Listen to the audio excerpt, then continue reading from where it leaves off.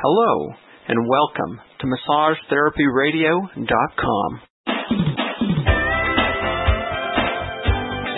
Welcome to MassageTherapyRadio.com. We are at the 2007 AMTA convention in Cincinnati, Ohio. I'm pleased to be joined today by Janice VanDusen, who's a physiotherapist and also a certified craniosacral therapist and a director of the Craniosacral Institute of Ohio. She's Upledger trained in craniosacral techniques. Pleased to meet you, Janice. Nice to meet you too, Can you Scott. talk to me about craniosacral therapy? Can you explain to the people, most of our listeners are massage therapists and they're very familiar with Upledger and they're very familiar with craniosacral therapy, but a lot of them don't really know what it is. I'm sure there's a lot of people that like to know in more detail. Sure, I'd be happy to.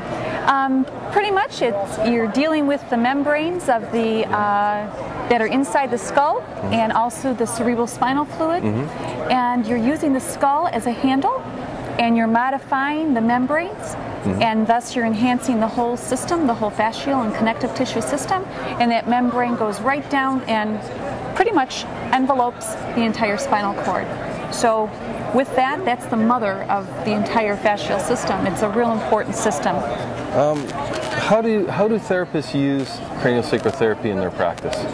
Typically, they will integrate it with whatever their primary modality is. A massage therapist might integrate that with their massage techniques, maybe just doing cranial, maybe having massage and cranial.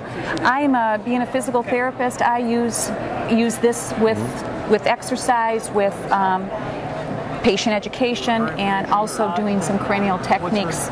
And who are typically your clients? Who benefits from craniosacral therapy? The primary benefit is usually for those that are with a lot of pain, a lot of dysfunction. Oftentimes they've been to many different physicians or many different therapists, usually physicians, do not have a diagnosis and still are suffering with pain. And they will often, over a period of time, depending on what the issue is, find some relief with their pain and dysfunction. Now I see, we're saying that these are people in pain. I'm seeing a picture of a baby here in the background. Can you explain this to me? Sure. We kind of refer to a baby being born naturally as being their first cranial sacral therapy treatment. So oftentimes, if it doesn't happen that way for them, they can develop some problems. If they need to use forceps, or if there's something else that's going on in the delivery room. Babies can really then benefit a lot, and then it enhances their entire life because you're getting them so young and you're giving them some work. Wonderful. How long is the typical craniosacral treatment? Typical treatment for a child might be about a half hour, sometimes an hour. For an adult, typically it's an hour. If you really want to have an impact on that person's life, an hour is good. Oh, that sounds wonderful.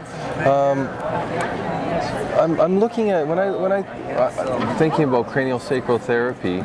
It's a hands-on therapy, but it seems to be is it energy therapy, or what is it that you're feeling when you're doing the craniosacral therapy? Okay, well, what you are feeling is you are feeling the craniosacral rhythm, which is the key to the whole treatment technique. And the rhythm is different. With a child, it's very fast. The normal rhythm should be between 6 to 12 cycles a minute. With children and babies, it's usually more than 12. With someone who's maybe suffered a closed head injury or something like that, sometimes it's less than 6. And so that's a very important piece in delivering a good treatment. You feel the rhythm guides you as to what you need to do, what you can do to enhance it, where else you need to go on the body. Okay. So you're a physiotherapist or physical therapist. You're doing probably a number of different modalities within your clinic already, rehab, and you've decided to add craniosacral therapy to your toolbox. Let's put it that way. Why did you do that? Well, I did that because I felt that the fascial system was a system that was not given to me in my education. And I was working with people, and oftentimes they'd be fine for a short period of time, and yet the core of their issue was not really dealt with. And so for me, I felt this cranial sacral therapy has really been a missing piece of the puzzle. That's wonderful.